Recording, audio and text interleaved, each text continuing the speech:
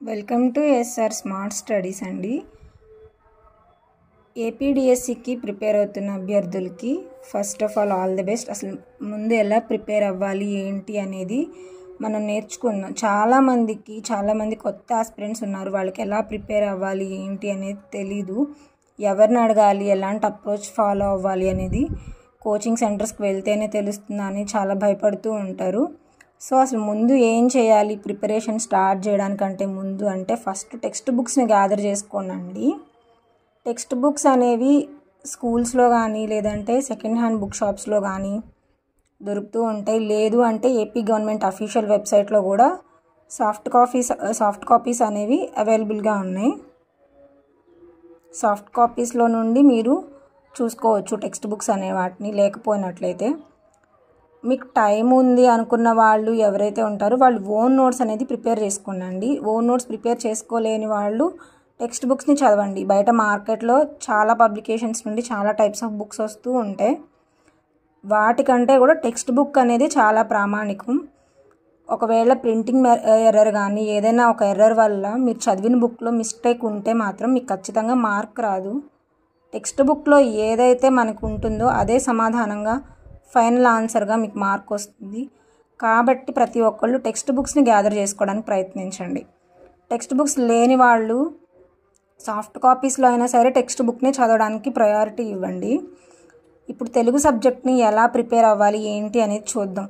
First అయితే అసలు preparation Telugu చదవడానికి ఎలా స్టార్ట్ చేయాలి, ఎక్కడి నుండి అంటే కవర్ పేజ్ నుండే స్టార్ట్ చేయాలండి. ప్రిపరేషన్ అనేది కవర్ పేజ్లో ఏముంటుంది అని మనం చాలామంది అనుకుంటాం.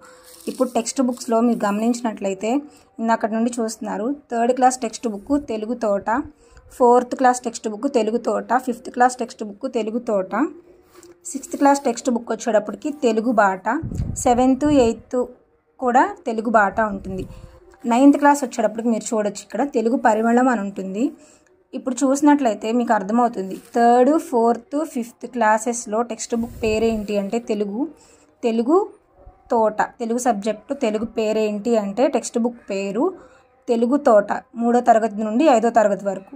అదే 6, 7, 8 తరగతులకి టెక్స్ట్ బుక్ పేరేంటి అంటే తెలుగు బాట అనేది పేరు అన్నమాట.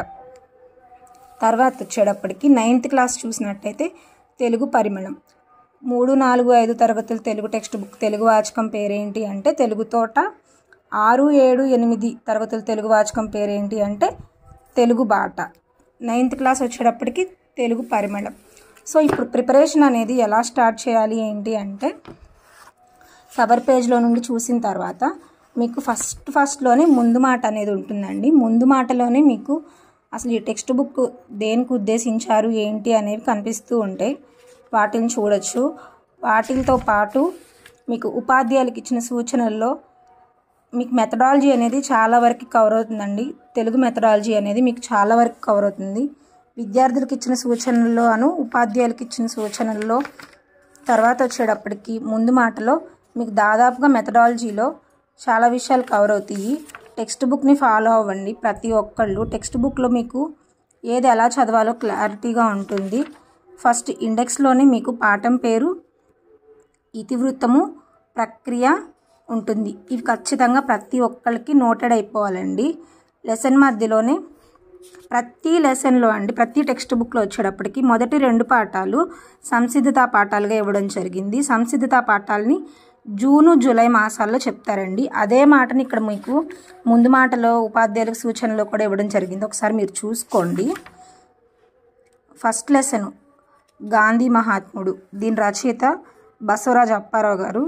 ఇప్పుడు మీకు కవి పరిచయం అనేది ఇవ్వడం జరిగింది. అసలు ఈ టెక్స్ట్ బుక్ ప్రత్యేకత ఏంటి అంటేనే మీకు ఇక్కడ ఇవ్వడం జరిగింది. చూడండి ఒకసారి మీరు కావాలంటే ప్రతి పాఠం ప్రారంభంలోనే కవి పరిచయం ఇవ్వడం ఈ పాఠ్య పుస్తకం ప్రత్యేకత. నెక్స్ట్ సన్నివేశ చిత్రంతో ప్రారంభమవుతుంది అని ఉంటుంది. చూడండి పాఠం పిల్లల్లో ఆసక్తిని రేకెత్తించేలా సన్నివేశ చిత్రంతో ప్రారంభమవుతుంది. సన్నివేశ చిత్రం ఏది అని మీరు అనుకోవచ్చు. చిత్రం చూడండి, ఆలోచించి మాట్లాడండి. ఇదే సన్నివేశ చిత్రం అండి. ఇది అసలు దేనికి ఉద్దేశించారు అంటే ఉన్ముఖీకరణ కోసం. దీని కింద ఇచ్చిన ప్రశ్నలు ఎందుకొరకంటే పిల్లల స్థాయిని అంచనా వేయడానికి. ఇది కూడా మనకు టెక్స్ట్ బుక్లోనే ఉంటుందండి. ఎందుకు ఇచ్చారు ఏంటి అనేది ప్రాజెక్టు పనులు ఉన్నాయి టెక్స్ట్ బుక్లో. అవి దేని కొరకు ఉద్దేశించబడినవి అంటే పఠనాభిలాష, భావప్రసార నైపుణ్యాలను, భాషాభిమానాన్ని పెంపొందించడానికి ప్రాజెక్టు పనులు పొందుపరిచాం అని చెప్పి టెక్స్ట్ బుక్లో ఇవ్వడం జరిగింది. ప్రాజెక్టు పనులు ఎందుకు ఉద్దేశించారు అని చెప్పి కూడా, ఈ సాధన అనేది ఎందుకు ఉద్దేశించబడింది అని చెప్పి కూడా టెక్స్ట్ బుక్లోనే ఉంటుందండి. అసలు భాష అంటే అర్థం ఏంటో కూడా ఇక్కడ మొట్టమొదటి లైన్లోనే చెప్పడం జరిగింది. ఒకసారి మీరు చూడండి. భాష అంటే భావాత్మకమైనది, సృజనాత్మకమైనది, ఆలోచనాత్మకమైనది. ఇప్పుడు మీకు అర్థమయ్యే ఉంటుంది ఈ పాటకి. ముందు మాట చదవడం వలన ఎంత ఉపయోగం ఉందో ఉపాధ్యాయులకున్న సూచనలు మీరు చూడండి. మాతృభాష బోధనకి ఇచ్చే సమయం ఎంత అండి? ప్రతిరోజు 90 నిమిషాలు. ఇప్పుడు మీకు దీన్ని ప్రశ్నగా మార్చినప్పుడు ఆప్షన్స్లో ప్రతిరోజు 90 నిమిషాలు, వారానికి 90 నిమిషాలు అలా ఆప్షన్స్ అనేవి ఫ్రేమ్ చేస్తూ ఉంటారండి. కానీ మనకి ఇక్కడ చూడండి ప్రతిరోజు 90 నిమిషాలు. మీకు ఆ ఎగ్జామ్ టెన్షన్లో అనేది మీరు సరిగా చూడుకోకుండా రాంగ్ ఆన్సర్ పెట్టే అవకాశం ఉండిద్ది. కానీ మీరు ఇక్కడ ఇండెక్స్లోనే ఒకసారి చదివేసుకున్నట్లయితే మీకు మెథడాలజీ కూడా కవర్ అయిపోతుంది. కాబట్టి మీకు చాలా ఈజీగా అర్థమవుతుంది. ఇక్కడ చూడండి ప్రతి పాఠము ఒక సన్నివేశ చిత్రంతో ప్రారంభం అవుతుంది. చిత్రం గురించి పిల్లల్లో మాట్లాడించడము ఉన్ముఖీకరణ కొరకు ఉపయోగపడుతుంది. పాఠం బోధించడం అంటే సన్నివేశ చిత్రం నుండి ఈ మాసపు కథా శీర్షికతో ఇచ్చిన కథ వరకు నిర్వహించవలసి ఉంటుంది. మీరు చూసారండి, ఇక్కడ చూస్తే మీరు లెసన్ అనేది గాంధీ మహాత్ముడు లెసన్ చూడండి. ఇది సంసిద్ధతా పాఠం. మీకు దీనికంటే కూడా సంసిద్ధతా పాఠం కాకుండా ఈ లెసన్ చూడండి. ఇప్పుడు దేశమును ప్రేమించుమన్న ఈ చిత్రం చూడండి, ఆలోచించి మాట్లాడండి. ఇది ఈ చిత్రం దగ్గర నుండి తర్వాత కవి పరిచయం ఉంది. కవి పరిచయం తర్వాత లెసన్ తర్వాత మీకు చూడండి పదాలు అర్థాలు ఇవ్వడం జరిగింది. ఈ పదాలు అర్థాలు తర్వాత ఇవి చేయండి: వినడం, ఆలోచించి మాట్లాడడం, చదవడం, వ్యక్తపరచడం, పదజాలము,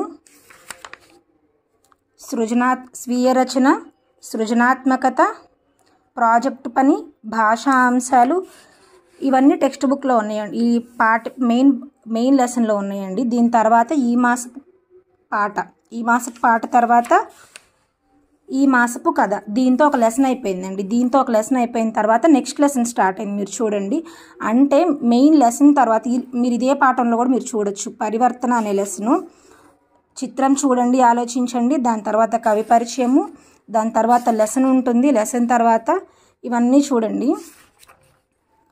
మీరు చూడొచ్చండి. తర్వాత ఈ మాసపు కథ పాఠం అయిపోయింది. నెక్స్ట్ సత్యమహిమ అనే లెసన్ స్టార్ట్ అయింది. ప్రతి పాఠం ఇలానే ఉంటుందండి. ఇప్పుడు మీకు ఈ ఆర్డర్ అనేది అలవాటు పడిపోవాలండి. ఈ ఆర్డర్ అలవాటు పడిపోయిందంటే మీకు నెక్స్ట్ ఏమొస్తుందంటే చాలా క్వశ్చన్స్ అనే వాటికి మీరు ఆన్సర్ చేయగలుగుతారండి. నెక్స్ట్ మీకు ఇలాంటి వీడియోస్ కావాలి ఏంటి అనేది కామెంట్స్లో తెలియజేయండి. Thank you. Keep watching and subscribe.